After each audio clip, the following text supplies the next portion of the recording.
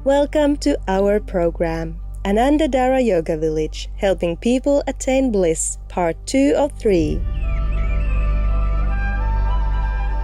Yoga originated in India more than 5,000 years ago. It was introduced to Western society in the 19th century. Since then, this ancient wisdom has transcended all boundaries and spread to every corner of the globe. The many benefits it brings to body, mind, and spirit have made yoga not only a popular form of exercise, but also a kind of lifestyle.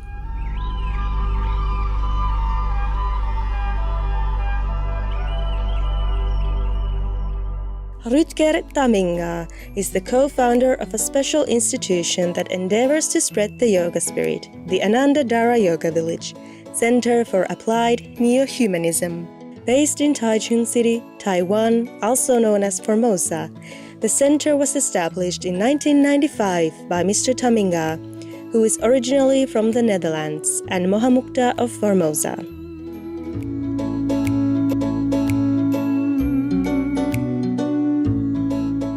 Ananda Dhara, which means abode of bliss in Sanskrit, is a place aspiring to promote and apply the neo-humanism philosophy of the venerated Indian spiritual guru, Sri Prabhat Ranjan Sarkar, also known as Baba, through many initiatives including yoga and wellness classes for different age groups and people with special needs, group meditation, yoga teacher training, and storytelling workshops.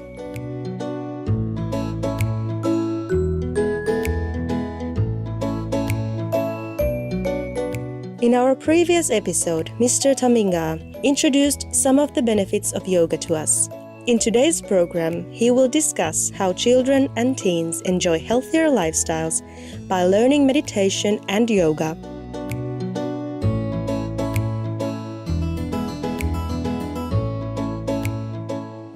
But first, we will briefly cover the yoga practices that Sri P.R. Sarkar's spiritual organization Ananda Marga, meaning the path of bliss, propagates. Ananda Marga's techniques of self-realization include yoga postures, kirtan, kaushiki, and meditation.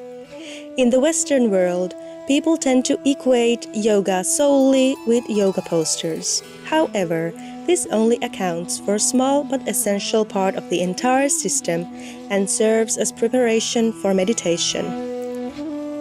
Yoga postures are known as asanas in Sanskrit, which means postures giving physical comfort and mental composure.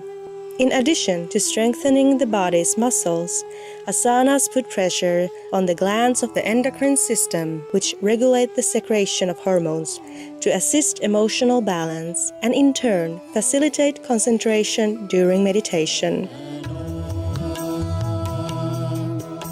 Here is yet another example of how asanas can promote health. As we grow older, two hormones, growth hormone or GH and dehydroepiandrosterone sulfate or DHEAS, are released less and less by the body, and the reduced production is associated with aging. A study with middle-aged participants sought to see if yoga could stem the decline of the creation of these two hormones. It was found that a 12-week yoga training course involving practicing yoga 6 days a week significantly increased the levels of GH and DHEAS in the 23 men and women participating in the research. For Ananda Marga practitioners, Kirtan is the singing of the mantra Baba Nam Kevalam, which means, "My most beloved is the only one," with the ideation of everywhere I look, in everything I hear, feel, see, taste, and smell, I perceive that one supreme consciousness which pervades all things. They believe that Kirtan helps to purify the mind, and the singing can be conducted with many types of music. The best time to perform it is said to be right before meditation to achieve the best mental clarity. Kaushiki is a yogic dance, and the term comes from the word kosa in Sanskrit, meaning layer of mind. Kaushiki consists of 18 rhythmical movements that have several spiritual meanings, and the dance is typically done for 5 to 21 minutes. According to its creator, Sri P.R. Sarkar, by performing Kaushiki, one can build the link between one's innermost self, hidden within multiple layers of the mind, and the supreme consciousness. This results in an enhancement of stamina and strength of the mind and the blossoming of the innermost self. Kaushiki is said to be especially beneficial to women as it may help to resolve menstrual irregularities and make deliveries easier for pregnant women by reducing the pain of childbirth. According to the Ananda Marga website, the dance has 22 therapeutic effects in total on the body and mind. Other benefits include increasing one's longevity, ending lethargy, removing fear complexes, resolving arthritis and gout, and curing of kidney and gallbladder issues and liver diseases. It is usually danced to a song containing the phrase Babanam Kevalam. All of these techniques serve to prepare for the core practice, meditation. Rutger Taminga feels that all can benefit from practicing the holistic yogic lifestyle. The yoga brings you in touch with your inner self. So this connects with everybody. So actually, I can say that everybody welcomes this practice of yoga in one form or another. How much they do in their own life depends on our faith and effort and real need. And sometimes it's really that when you're in trouble, you start looking for these things. And it helps us build the strength to overcome our troubles. And yoga is not just only what you do on the yoga mat. And yoga is life. You have your values, your morality, your discipline. And everybody wants to have that positive focus. That is yoga.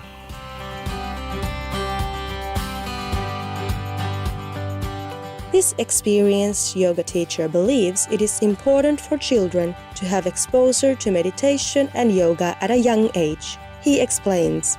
I learned yoga when I was 15. I first got yoga philosophy when I was 12. I had a classmate and her father was into philosophy. So he lent me books about Eastern philosophy. And it was very confusing for me because it's very different from what we are used to in the West. And then when I was 15, I learned meditation. And my mother took me to learn meditation. Though my family is not vegetarian and my family also is not into yoga. But she saw on TV a program that said, hey, meditation is good for headache. And at the time I was not feeling good, so she said, maybe you don't need to take medicine, just go and do meditation. So I went with my mom to learn meditation when I was 15. I never stopped. Every morning, every evening, for all this time, and now I'm 60, so 45 years I've been doing meditation every day. It's my life. And so you can learn meditation when you are young. Now, for the very small children, there is not so much need to learn meditation because their mind is already in that kind of free environment, that free consciousness. Now, the problem is these kids are going to grow up. So if we don't teach them when they are small, when they become teenagers, they may be not able to accept this kind of lifestyle. So we like to train children from a young age to sit down and be quiet with themselves, to learn their body and find peace. And we don't need to do it for a long time. But so when they become teenagers, they don't have such a conflicted mind. And they know a path to find their own peace because they learned it from when they were small. Another thing we see with yoga for small children and below the teenager years, let's say up to 10, 11, yoga is a kind of sensory integration practice. So for many kids nowadays, we see that they have some behavioral imbalances, maybe hyperactive, maybe slow speech development, maybe they cannot concentrate. These kind of problems, kids yoga can be beneficial. And so actually the practice can be used for different ages. And what really inspired me is of course there are so many great teachers. And without great teachers, you don't learn. So there are people who have done things before us, and from them we learn, and then we start to practice with our children and the different ages. And I think we have to be very thankful to this lineage of this yoga family, where we all grow together to develop better human beings.